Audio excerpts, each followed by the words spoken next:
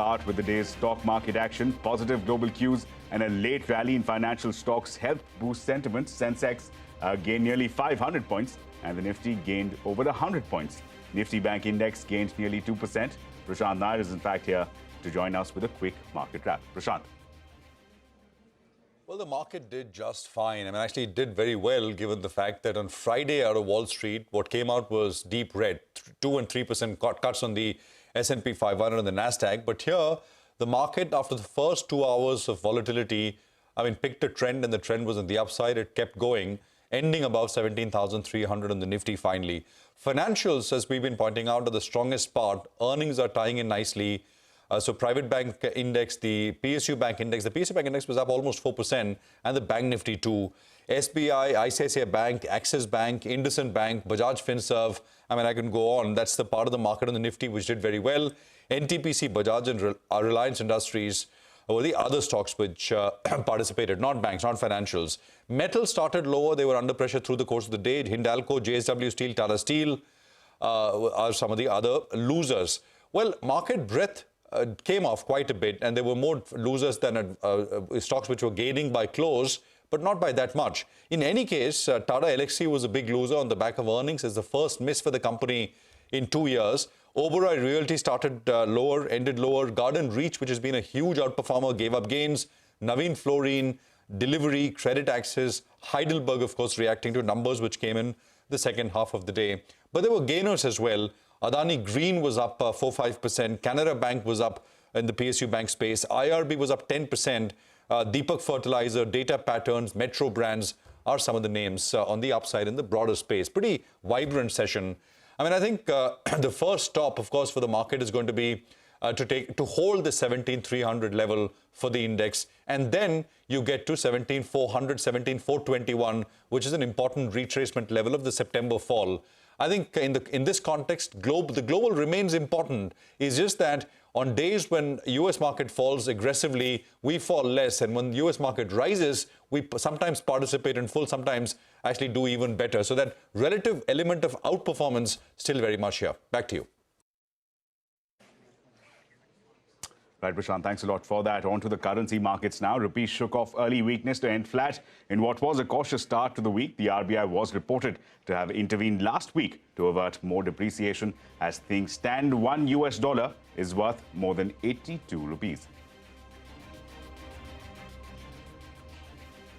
Well, here's a CNBC-TV18 exclusive. Air India's new CEO and MD Campbell Wilson is charting a new flight path for revival and says Tatas are committed to making it the best airline in the world. Speaking to Shireen Bhan in his first TV interview, Wilson said that the turnaround process is not a T20, but a test match which needs patience, ambition and luck. When asked about the progress so far, Wilson said Air India's punctuality has increased with on-time performance jumping from the 6th spot in April to the 1st spot in September. He also talked about the plan to triple Air India's fleet and gain 30% market share in 5 years. Speaking about the negotiations with Singapore Airlines for a possible integration with Vistara, Wilson said that the talks are at an exploratory stage and Air India's revival is not contingent on the potential integration. Well, there's a lot we can do. Many contracts have been renegotiated. We have aircraft that previously were being paid for but not able to fly, putting them progressively back into service. New systems and tools, revenue management systems, distribution capabilities. As we get more punctual and therefore more reliable, we can charge people a fare that is commensurate with the product quality they're getting. But there's many other things we need to do. Seats, in-flight entertainment, all of these things we're investing in to take that product a little bit further. But yes, it is still a challenged business, and the high fuel prices at the moment are not helping any airline, including Air India. But we're confident that there is a path to success. We're confident the path to success is not forever. And so, yes, I think we're quietly optimistic that we can turn this business around in a pretty good time. What kind of capital infusion is required at this point in time for you to be able to achieve the kind of targets that you've set out for Air India? Well, we're not talking specifically numbers at the moment. We're talking about ambitions. We've publicly stated that we want to increase the fleet by about 3 times. We want to invest in products and systems and services that the customer experiences, but also that the employees need in order to provide the service we want to provide. It's going to require significant investment in aircraft, but not just aircraft. Really, so it's more about ambition rather than dollars at the moment, provided that we execute well and we are delivering the value and meeting the aspirations of our shareholder. I'm quite confident the capital will come. But what would the ballpark number be, given the fleet expansion aspirations that you have, as well as everything else that you want to fix on the back end? And where is the capital going to come in from? Are you looking for capital outside of the promoters? Well, again, I'm not going to put a number to the capital. I think you can do some back-of-the-envelope calculations. If you triple the fleet and multiply that by aircraft prices, you get a sense. It would depend on who you're talking to and how hard of a bargain you're going to negotiate. And trust me, we're negotiating a very hard bargain. But it's big numbers. But it's big numbers in the context of rebuilding an airline, a world-class airline, an airline with a global reach that represents and takes India to the world. So the numbers are big, but the ambition is big, and I think we've got the backing and the support to do it. With respect to how long it takes, look, it's going to take a while. This is going to be it's not a T20, this is a test match. And in a test match, you have different milestones. In the way to 100, you need to be patient, you need to be ambitious, you need to be sometimes a little bit lucky. Sometimes you'll score sixes, but mostly it's about graft application, patience, and scoring those ones and twos consistently over time to reach the objective. Well, Reliance Jio and Ericsson have entered into a long-term strategic agreement to build 5G standalone infrastructure. This marks the first such tie between the two companies for radio access network deployment. Nokia, too, has secured a multi-year contract with Jio to supply radio access network equipment. Now, keep in mind that these Scandinavian-based companies are the ones which have backed these contracts. Both these companies have called it a strategic agreement, a long-term agreement between the two sides, Jio as well as Ericsson and Nokia. As far as Ericsson is concerned, the scope of operation is slightly larger. They're looking at 5G RAN products, radio system solutions, as well as E-band microwave mobile transport solutions. That's the scope of operations as far as Ericsson is concerned. Nokia, on the other hand, is looking largely at 5G radio access network, RAN equipment, essentially. The RAN products could be varied, like base stations, high-capacity 5G, massive antennas, radio, remote radio heads. So this is broadly the broad scope of operation of both these contracts. The reason it's significant is that Jio enjoys one of the largest RAN footprints in the world, and that makes it that much more significant in terms of 5G deployment, not just for Jio, but also for some of these vendors and telecom equipment manufacturers such as Ericsson and Nokia. So a big announcement there coming in from both these companies. And of course, moving forward, important to point out here, standard disclaimer will be on your screens. Reliance Industries, the promoter of Reliance Jio, also controls Network 18, which in turn owns CNBC-TV18. Well, meanwhile, renewable power producers have been urging the government to end reverse bidding for wind and solar power projects. Power Minister R.K. Singh has told CNBC-TV18 that the government is examining their proposal. In reverse bidding, once the lowest bid is found after the bids are opened, there are further auctions for even lower bids. Though it helps discover lower prices, industry players say it is hurting their business.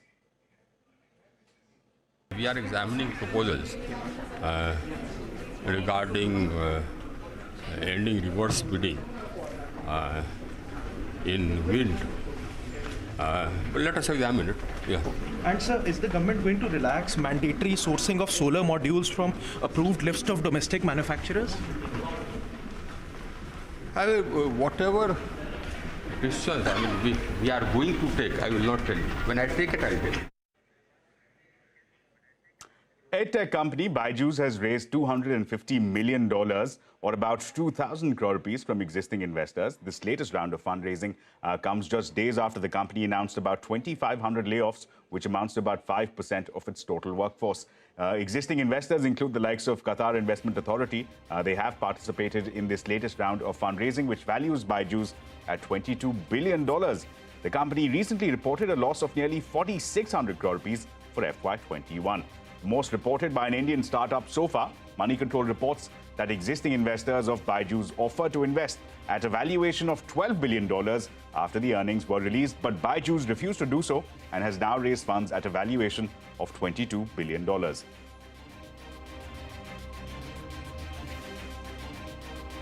Well, here's the big international story, a case for military modernization and expansion, doubling down on the stringent zero-COVID policy and a call for the rejuvenation of the Chinese nation. President Xi Jinping's two-hour speech on the opening day of the China Communist Party Congress cast himself as the unilateral power center ahead of an unprecedented third term and cemented his position as the nation's most powerful leader since Mao Zedong. Apart from taking a dig at the US, citing foreign interference in Taiwan and justifying the security law that effectively criminalized dissent in Hong Kong, Jinping also laid out the key growth drivers for the world's second largest economy: innovation, high-quality education, and self-reliance in science and technology. President Xi also vowed to speed up efforts to build the PLA into a world-class military. He did not, however, make any reference to India in his speech. We insisted on putting the people and their lives above all else and tenaciously pursued a dynamic zero-COVID policy. We launched an all-out people's war to fight against the pandemic and protected the people's health and safety to the greatest extent possible. We made tremendous achievements in striking a balance between epidemic response and economic and social development. Resolving the Taiwan question is the matter for the Chinese, a matter that must be resolved by us. We will continue to strive for a peaceful reunification with the greatest sincerity and the utmost effort. But we will never promise to renounce the use of force, and we reserve the option of taking all necessary measures.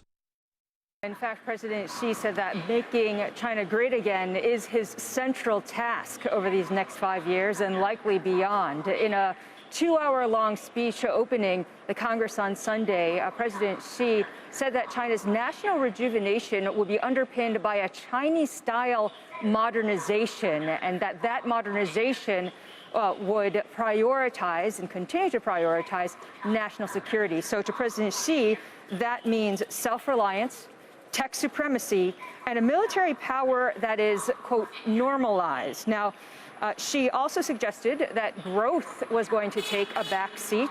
The guiding principles for the economy, by and large, are common prosperity. So this is narrowing the income gap with a phrase that he used, which got a lot of attention here: regulation mechanism of wealth accumulation. Also high-quality development, which a lot of people pointed to as green investment and development. The continuation of zero COVID, he said, which he said that this policy has achieved major positive results and protects lives and the economy. And he said that, of course, despite a lot of criticism outside of the government about the lockdowns and mass testing affecting China's economic growth. Well, staying with international action, the Biden administration has imposed far-reaching export restrictions on the semiconductor industry, and they are clearly aimed at curtailing China's ability to manufacture chips and use them for making supercomputers for military purposes. Now, the Chinese chip industry has reacted sharply, and the impact of the restrictions are being felt by leading manufacturers across the globe. Parikshit Luthra is joining us with more. Parikshit. That's right. We have been seeing how United States has imposed export controls to restrict China's ability to make high-end semiconductors. These restrictions by U.S. Department of Commerce are aimed at Chinese manufacturing of advanced computing chips, supercomputers, and advanced semiconductors. The Biden administration has said China is using high-end chips for military systems and AI for surveillance on the United States, and therefore these export controls are a national security priority. These changes have far-reaching consequences. Basically, ban on export of all semiconductors made with any U.S. equipment or by a U.S. citizen to China. This ban applies to all nations and companies using U.S. equipment. Non-compliance would restrict a company's access to U.S. technology, and those not cooperating will be put in the entity list or subject to sanctions requirement. Now, as a consequence, Apple has put on hold plans to use memory chips from Chinese YMTC. Apple wanted to use these chips as they are 20% cheaper than other players. Chinese semiconductor industry has reacted sharply, calling these restrictions arbitrary, and also said that these controls will put more stress on global supply chains. Chinese Semiconductor Association went on to say that the US government must reverse these wrongdoings. And the Indian industry, we've been getting reactions from them as well. They feel these US export controls have a sweeping impact, and the import of electronic sub-assemblies and modules from China will run into trouble in the short run. Supply chain disruptions related to RAM modules, component of modems, mobile phones and laptops could be affected. In the long run, though, there is a view coming from the Indian industry that the US export controls could help India with companies looking for alternate manufacturing bases. Right, Parikshit, thanks a lot for that. So clearly, some amount of pain may be due in the short term. Well, on that note, let's slip into a very short break. But coming up on the other side, the voting for Congress presidential polls begins across the party's state units and headquarters today. Details when we come back.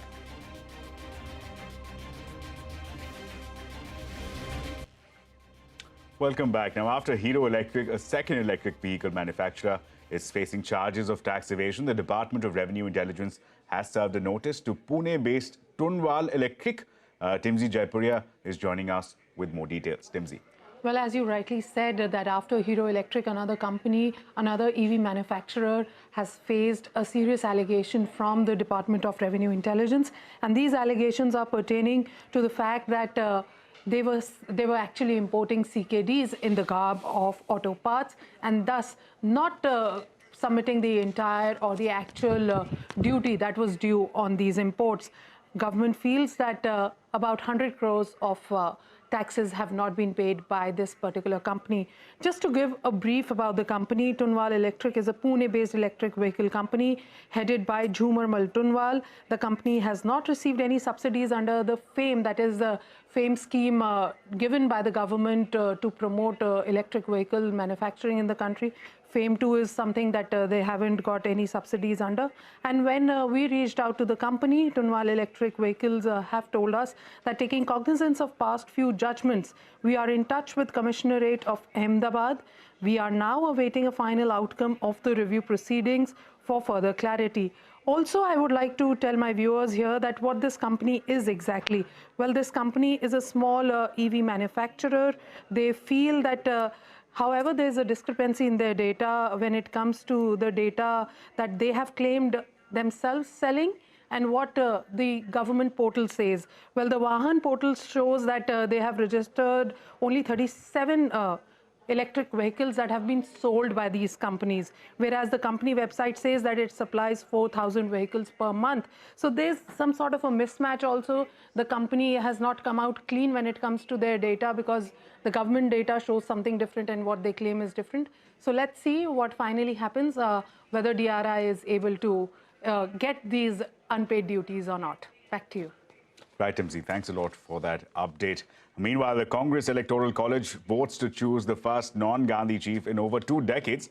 Mallikarjun Kharge as well as Shashi Tharoor are vying for the top post. Now, the results of the elections are likely to be announced on October 19th. That's the coming Wednesday. Congress President Sonia Gandhi and Party General Secretary Priyanka Gandhi Vadra cast their votes today. Gandhi said she had been waiting for this for a long time. Meanwhile, Congress MP Rahul Gandhi also cast his vote for the next party president at the ongoing Bharat Jodo Yatra's campsite in Karnataka's Ballari.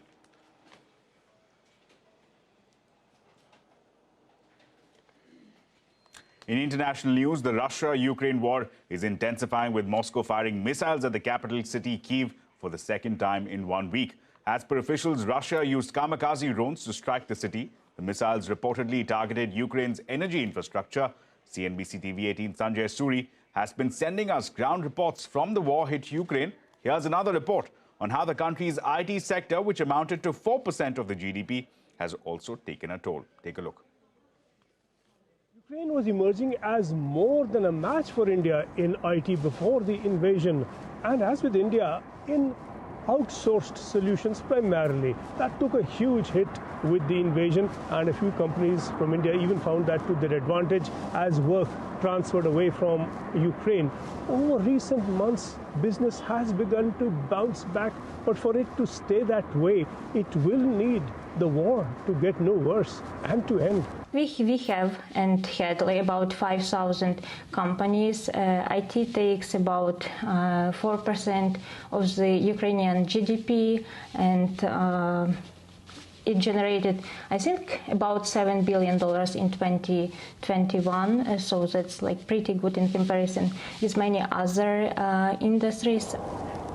The Russian invasion coming in February of this year seriously damaged much of Ukraine's IT business.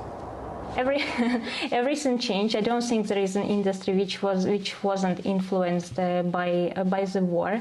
And at the beginning of the war, there was this negative tendency. I assume many clients wanted to mitigate the risks, so they stopped investing in IT projects in Ukraine. We had this same situation in 2014 when the Russian invasion started. It also fell like something like 27% per year, but it quickly recovered in 2 or 3 years. So hopefully we are expecting the same situation. Well, with that, it's a wrap on this edition of Business 360. Thanks so much for watching. Stay tuned to CNBC TV 18. The news and updates continue right here on the other side.